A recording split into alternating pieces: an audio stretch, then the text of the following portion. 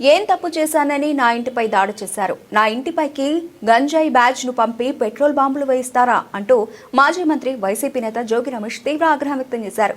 మీ ఇంటికి నా ఇల్లు ఎంత దూరమో నా ఇంటికి మీ ఇల్లు అంతే దూరం అని ప్రత్యర్థులను గట్టిగా హెచ్చరించారు. తన నివాసంపై జరిగిన దాడి ఘటనపై ఆయన తీవ్రంగా స్పందించారు. ఎప్పుడు మీరే అధికారంలో ఉంటామని కలలు కంటున్నారేమో, నీ పిల్ల చేష్టలు క్షణికానందం మానుకో అని జోగి రమేష్ తీవ్ర వ్యాఖ్యలు చేశారు. తన ఇంటిపై దాడి జరుగుతున్న సమయంలో పోలీసు అధికారులు చోద్యం చూస్తున్నారని ఆరోపించారు. నన్ను ఏం చేయాలనుకున్నారో ఏమో, నన్ను మట్టుబెట్టాలనుకున్నారా, రాళ్లు కర్రలు పెట్రోల్ బాంబులతో నా ఇంటిపై దాడి చేశారో అని వెల్లడించారు.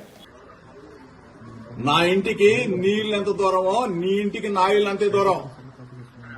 ఇవాళేమో సంబరపడుతున్నామో, రాక్షస ఆనందం పొందుతామేమో హెచ్చరిస్తా ఉన్నా.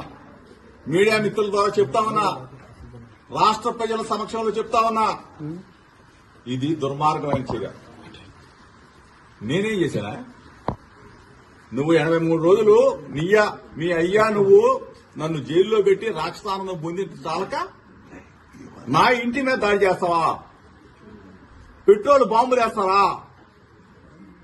అసలు ఇంత దుర్మార్గులాగా ప్రవర్తిస్తారు మీరు. నేనేమన్నాను?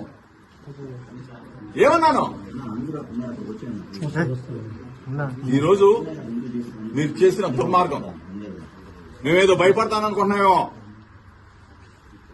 చూస్తా, నువ్వు నీ గోండాలని, నీ రౌడీలని, నీ పిక్ పాకెట్ గాలని, బ్లేడ్ బ్యాచ్ ని, గంజాయి బ్యాచ్ ని విజయవాడ నుంచి, నలుమూల నుంచి నా ఇంటి మీద పంపిస్తావా? నీకు పెళ్ళాం పిల్లలు లేరా? నీకు ఇల్లు లేదా? నీకు కుటుంబం లేదా? ఇవాళతో ఇది ఆగిపోతుంది అనుకుంటున్నావా? లోకేష్ చెప్తా ఉన్నా, నువ్వు ఇటువంటి రాక్షసానందాన్ని కదా నువ్వు తప్పైందని చెప్పకపోతే ఇటువంటి పనికి మారిన పిల్ల చేస్తలకి జోగి మీరు భయపడ్డావు. చిన్నప్పటి నుంచి రాజకీయాల్లో ఉన్నా నీ పిల్ల చేసలకి, నీ వెర్రి చేసలకి నీకు నిన్న చెప్పా,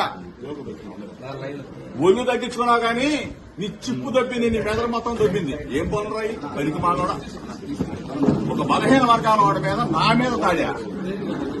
సిక్కుసారం వదిలేసి సన్నాసులాగా తయారైంది.